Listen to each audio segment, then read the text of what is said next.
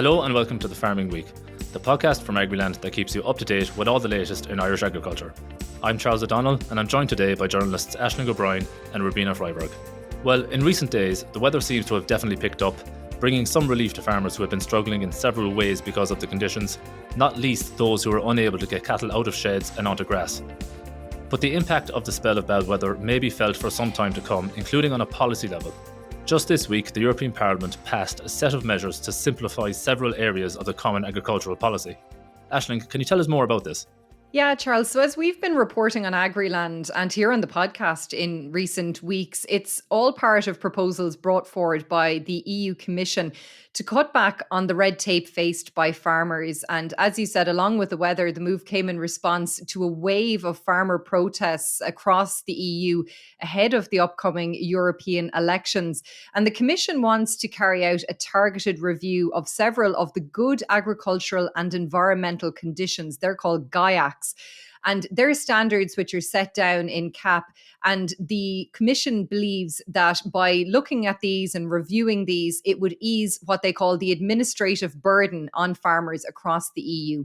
So as you said, this week, the European Parliament, the second of the three aspects of the EU, it approved the proposal with 425 MEPs voting in favour, 130 were against and 33 abstained. So the regulation now has to go on to the third wing of the EU, essentially, which is the European Council for approval. And assuming that that approval is granted, then the law will be published in the EU's official journal, and it's going to enter into force immediately, we're being told. And we're also told that farmers will already be allowed to apply revised environmental conditionalities to their claims for EU financial support this year.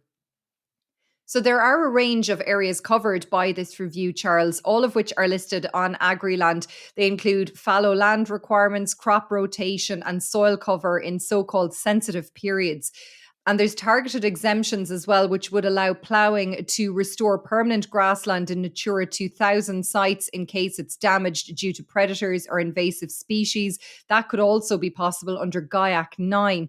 And in extreme cases of adverse weather, conditions preventing farmers to work properly and to comply with requirements under CAP, member states would also be allowed to introduce temporary derogations. And I think that maybe one of the aspects of this review that would have caught the attention of farmers perhaps the most on the ground is a proposal to exempt small farms of under 10 hectares from controls and penalties related to compliance with conditionality requirements to reduce their administrative burden. Essentially, that boils down to inspections, Charles. So that would be less inspections for those farmers, or perhaps none at all.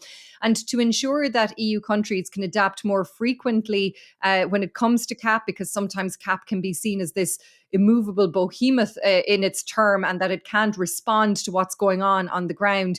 The Commission is proposing to double the number of amendments allowed each year from once to twice a year. So I suppose in terms of a reaction out there, the European People's Party, the EPP, of which Fine Gael is a member, has welcomed the outcome of the vote. Fine Gael MEP Colin Markey said that Irish farmers would face less bureaucracy, and he said it was disappointing that the measures didn't have the support of all Irish MEPs, but he said it was crucial that they got it over the line before the Parliament business wraps up ahead of the European elections, which of course are coming up in June. Fianna Fáil MEP for Ireland South, Billy Kelleher, urged the Irish government to immediately decide to make use of the flexibilities agreed at the European level to support Irish farmers. And he said in the next term of the European Parliament, a full review of CAP is planned as well. Now, but not everybody is happy, Charles, as Colin Markey alluded to there. One Irish MEP has questioned if this proposal to simplify CAP is just designed to manipulate the farming vote ahead of the upcoming European elections. That is the charge of independent Irish MEP Ming Flanigan. He was among those who abstained from the final vote in the Parliament this week. And he said, we can't ignore the context and the timing of all of this. We're on the run into an election, and this proposal is designed to manipulate the farming vote rather than the real market reforms that are needed to allow farmers to make a decent living from their work. And he also said that the proposal to exempt farmers from inspection could sound like a good idea, but he warned that the devil would be in the detail here. And he questioned if 65% of farmers across the EU are exempted from inspections, then it follows that the remaining 35% would face a higher possibility of inspection to meet the 1% controlled threshold, which is set down in the regulation. So not everybody quite happy about this. And he felt that, the EU is just tinkering around the edges when real reform of CAP is required. But as MEP Billy Kelleher said, that is something that the Parliament will be looking at in the next term as well. And it seems to be something very much on the European agenda, which I'm sure a lot of farmers out there will breathe a sigh of relief who've been undertaking all the laborious paperwork that sometimes goes with all of that is associated with CAP. Absolutely, Aisling. But as you said there as well, it does have to go to the Council as well for final ratification. And we know with the nature restoration law that the Council, when everybody thought it was just going to rubber stamp that law, actually threw a spanner in the works at the last minute, with the result that the nature restoration law is still not ratified. Is there any concern that that might happen here, or do you think there's enough consensus to get this over the line, despite the objections from, say, Ming, Flanigan and the like?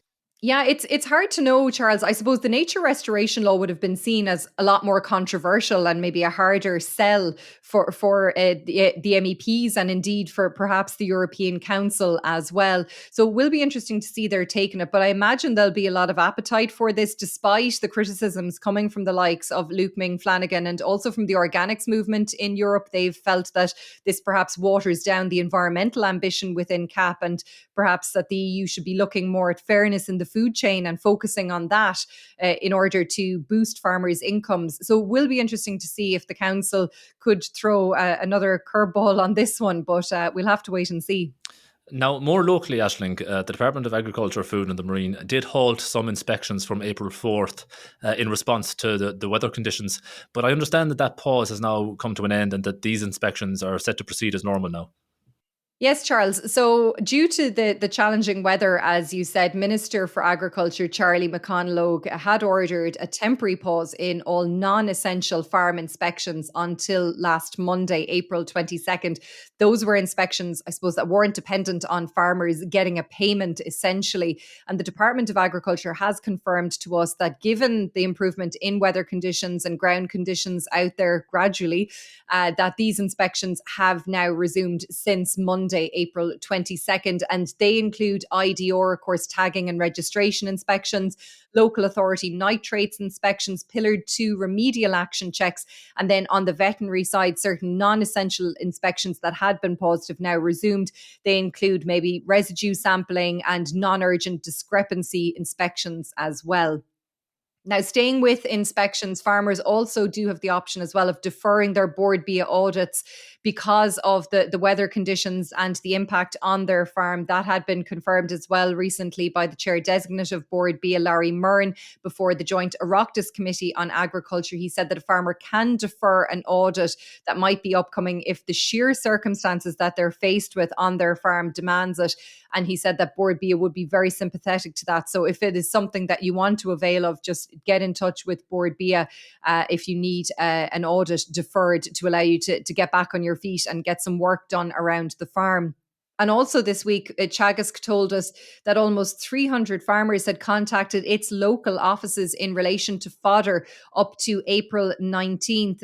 Minister McConalogue, of course, had asked Teagasc to establish a system to coordinate advisory supports to help farmers essentially access fodder and to link up farmers with excess fodder to those who may not have had fodder on farm. And a spokesperson for Teagasc told us that 294 farmers had contacted their local offices. 78 were seeking fodder, but it was far in excess of those who had stocks available. 216 had offered silage or fodder stocks through their local Teagasc office as well. And we learned as well that 2 phone helplines, which were set up by Teagasc following a request by Minister McConalogue as well, received around 15 calls per day between them. One was focused on tillage, the other was focused on grassland.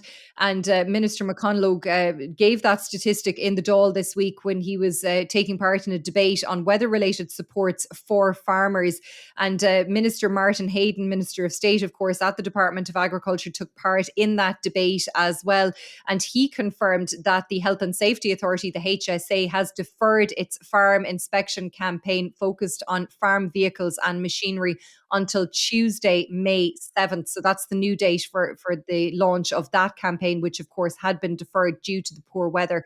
And I suppose finally, Charles, both ministers did point to the fact that farmers need to mind themselves out there across the country as they strive to make up for the lost time, of course, in recent weeks. And I suppose we could apply that to contractors as well too, Charles. Contractors this week calling for the carbon tax, the planned increase from May 1st on agricultural diesel to be deferred, given the tricky situation facing contractors out there as well. So we'll have to wait and see if that comes through as well, Charles.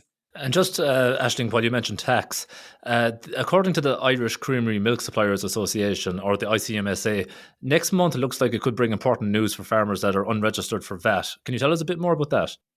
Yes, Charles. So this is something that has caused quite a lot of confusion and concern amongst the farming community and amongst agribusinesses as well across the country in recent months. Now, the current legislation allows for unregistered farmers to claim a refund on VAT for the construction, the extension, alteration or reconstruction of farm buildings or structures. But in recent months, farmers have not been receiving VAT back for certain items for their farms, which would have previously qualified for a refund. Now, these items include automatic calf feeders, meal bins, bulk tanks, and barriers in sheds. Now, Revenue previously confirmed to us in Agriland that there hasn't been any change to the legislation in this area, but it seems that there may have been a change in the interpretation by Revenue, and this has caused major confusion within the sector. Now, we did learn as a result of a meeting between the Irish Creamery Milk Suppliers Association and Revenue this week that a new guidance document for VAT reclaims is on the way this month, as you said.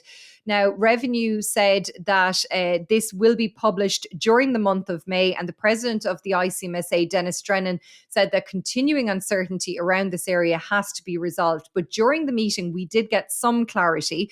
Revenue did say that VAT can be reclaimed on the following: silage barriers, water troughs that have been plumbed, cubicle mats that are bolted to the floor, meal bins above a specific size, in-parlour feeding systems, bulk tanks and milking machines where they're part of a construction or renovation project of a specific shed. So that is what qualifies. That is the clarity that they gave us.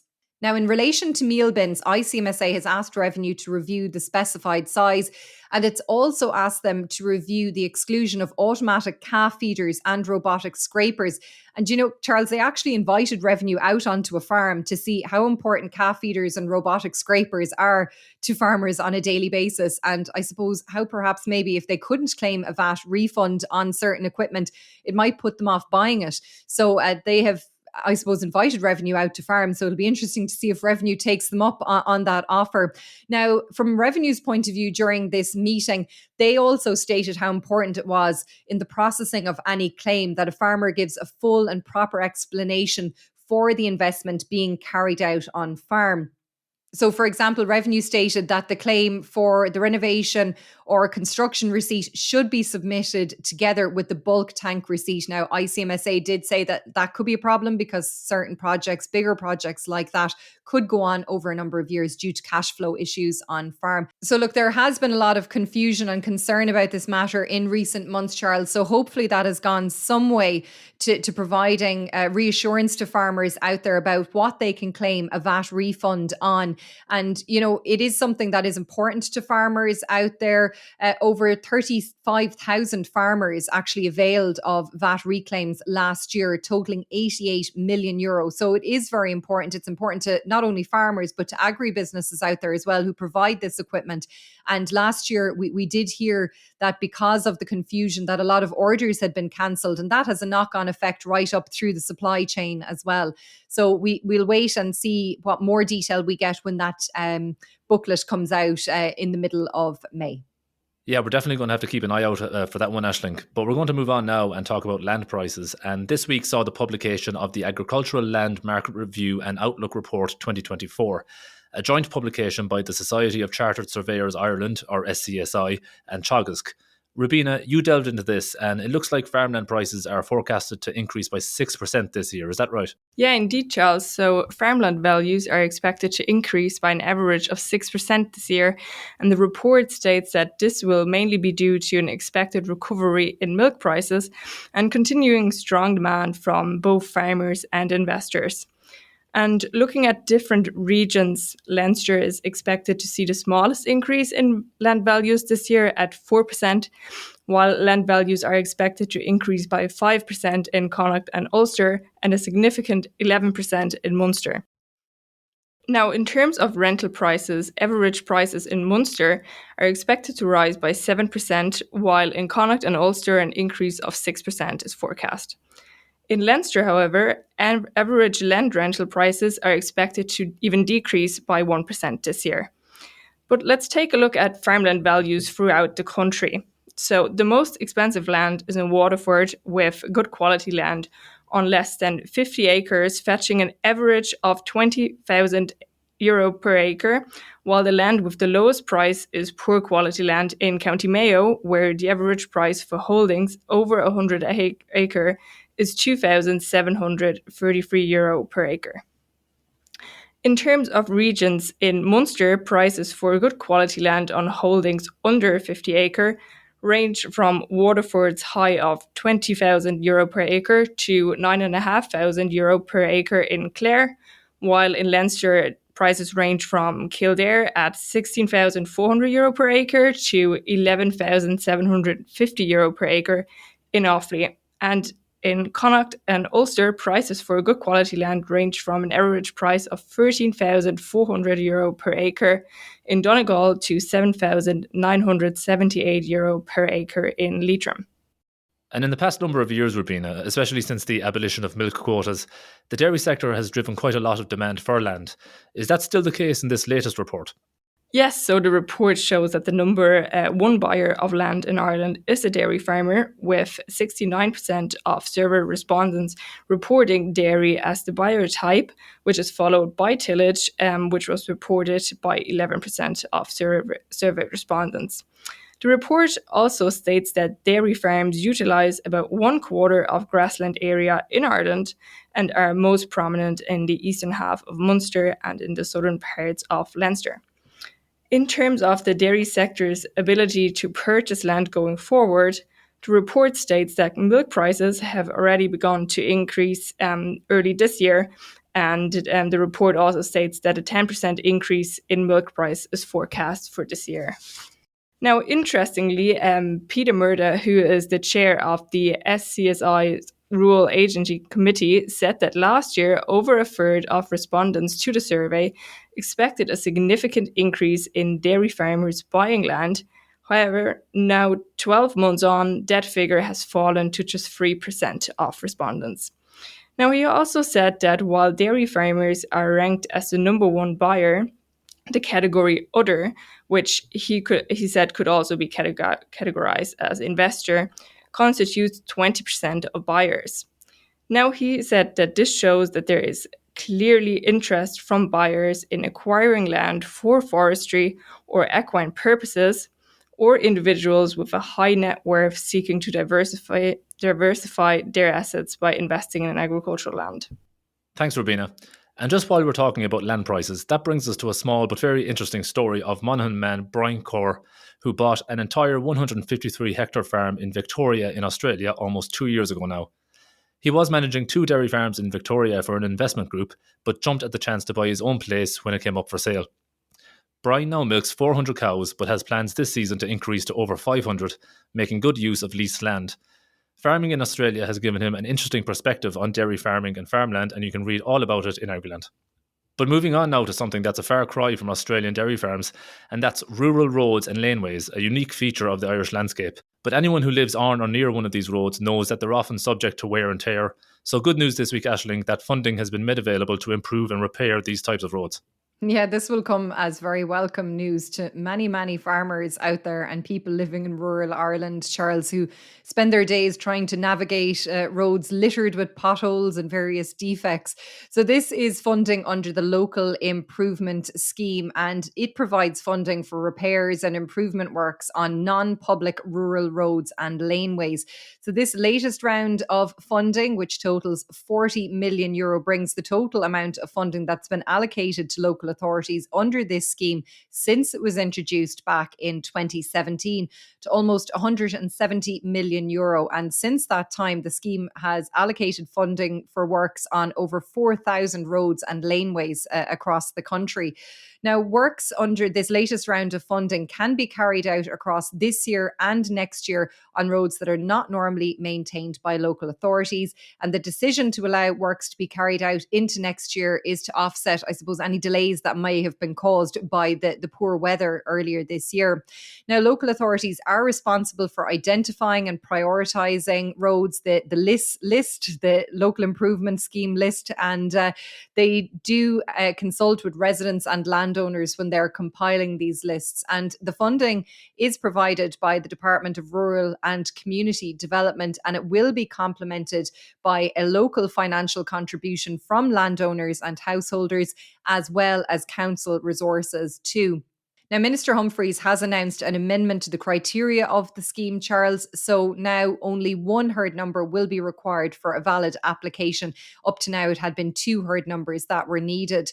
So eligible roads under the local improvement scheme fall into a number of different categories. You can see them on Agriland. But I suppose the financial contribution may be of most interest to our listeners, Charles. So for households or landowners, up to 5 of them using a road or a laneway, that financial contribution is set at 10%. And for anything above that, it's 15%. But the maximum that any household or landowner is required to contribute is capped at €1,200.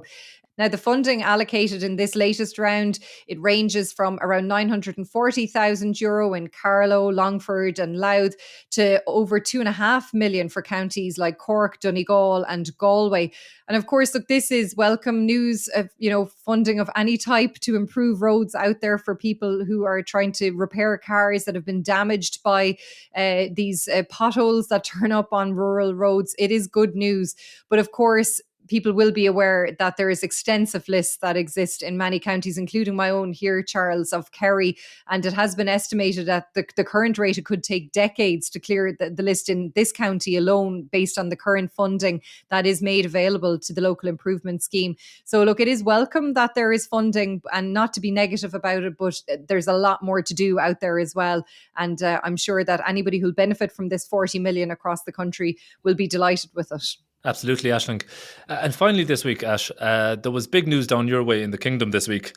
Kerry is going to get a new national park, and I know you can't wait to talk about it. So what can you tell us about it? Yeah, this is a great day for the parish, but a great day for the country as a whole, because Park Nashoonta Namara Kerry, it is Ireland's 8th national park, but it's Ireland's first marine national park, and it spans over 70,000 acres of lands and seas in public ownership, including the iconic Connor Pass. So anybody who's had the pleasure of driving to Dingle over the Connor Pass will know this driving route, Charles. It is absolutely spectacular.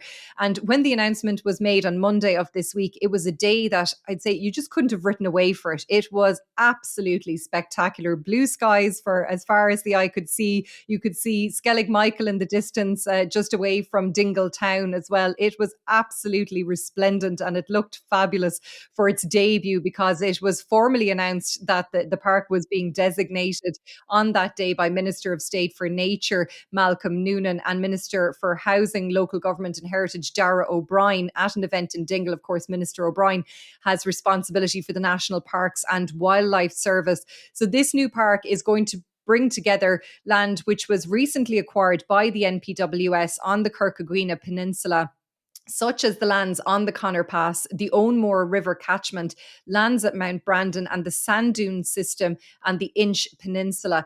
So when we talk about Connor Pass, it's very interesting because 1,400 acres of forestry and grazing land was placed on the market last August, by its US owner. And I think a lot of people out there were very surprised, Charles, that this land wasn't actually in public ownership, that it was privately owned. And there was thousands of people signed online petitions calling on the government and the state to buy this land and to make sure to preserve it for future generations. And that is what has happened. Now, the land at an asking price of €10 million, but the state bought it for €6 million, we understand. And overall, the new park has cost the state €12 million to develop, which includes the Connor Pass lands as well. Now, sites already under state ownership, such as the Blasket Islands and the UNESCO World Heritage Site at Skellig Michael that I mentioned a little bit earlier, are also going to be included in this new national park. So it is very, very exciting, not just for Kerry, but for the country as a whole. And all lands within Park Nashunta Namara Kiri are already designated in their own right under European law or as statutory nature reserves. And this means that there will be no additional regulatory burden or restriction on farming activities resulting from the creation of this park, as Minister Malcolm Noonan confirmed to Agriland. Well, critical to say there's no new designations with this. This is state-owned land, and the vast majority of the national park is in the marine.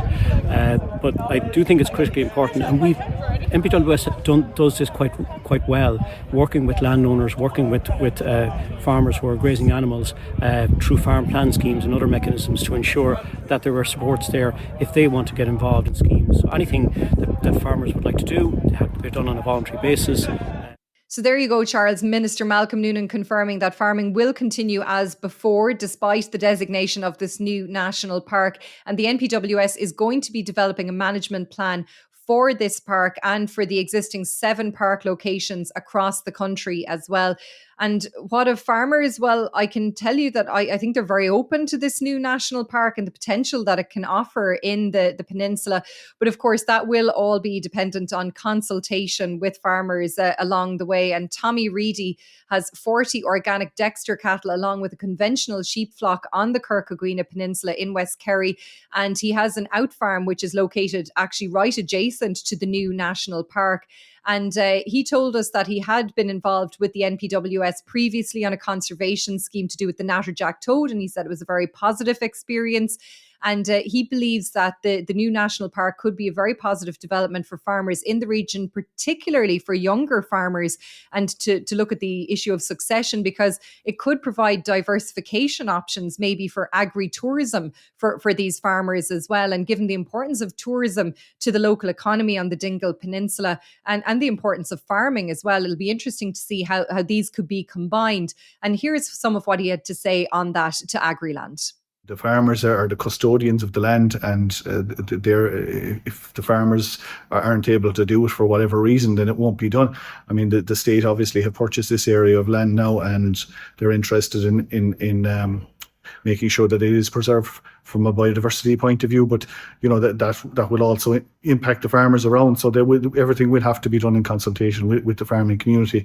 But I think most farmers would be interested in engaging with the MPWS, and they're quite good to work with. I've worked with them myself in the past. And that was farmer Tommy Reedy there speaking to Agriland about the brand new national park down in Kerry. That's almost all we have time for today.